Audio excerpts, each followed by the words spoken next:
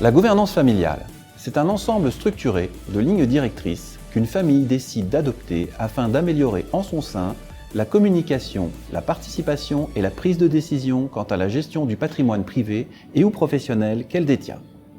Elle vise aussi à assurer la préservation de l'héritage familial sur le long terme en préparant les étapes d'une transmission patrimoniale aux générations futures. La gouvernance familiale est associée à la gouvernance d'entreprise. Toutefois, elle s'en distingue de par un périmètre plus large puisqu'il englobe des préoccupations liées à la conservation de l'unité de la famille, la prévention des conflits internes, la protection du patrimoine familial et son développement afin d'éviter son attrition au fil du temps. L'établissement d'une gouvernance familiale implique en premier lieu la création d'un conseil de famille qui se réunit pour définir les grands objectifs à atteindre.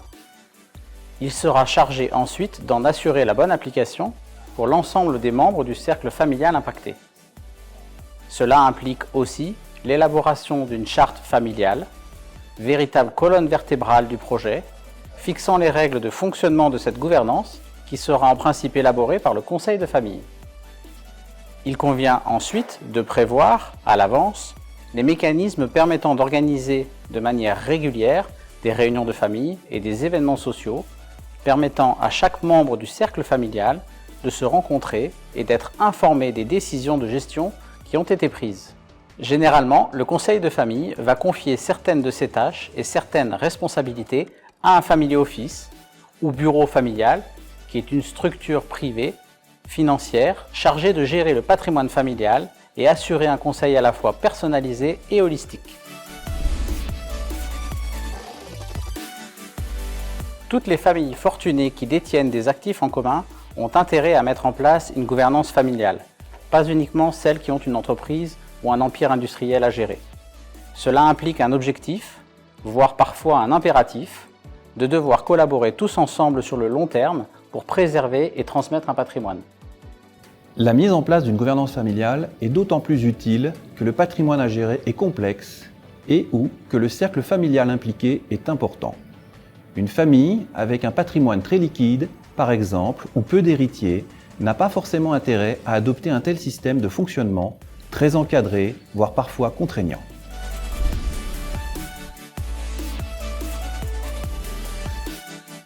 Elles sont diverses, juridiques, fiscales, comptables, financières, mais la qualité essentielle est avant tout de pouvoir créer un climat de confiance en toute neutralité avec les membres de la famille, ce qui requiert une excellente écoute et une réelle capacité d'empathie pour mieux comprendre l'histoire de la famille, ses valeurs, son fonctionnement, les enjeux.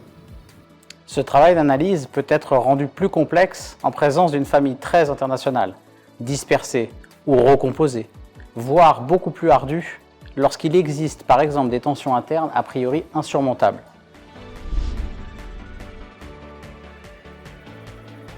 La mise en place d'une gouvernance familiale aura un impact très important et souvent très positif sur les relations interfamiliales puisqu'elle implique de se réunir, de se parler, de s'écouter et surtout de partager les valeurs et les attentes et les craintes de chacun. Une bonne gouvernance familiale sera donc le fruit d'un travail d'écoute, de dialogue et de compromis adopté par tous. Elle permet aussi d'établir d'autres objectifs de développement pour la famille, tels que la philanthropie par exemple.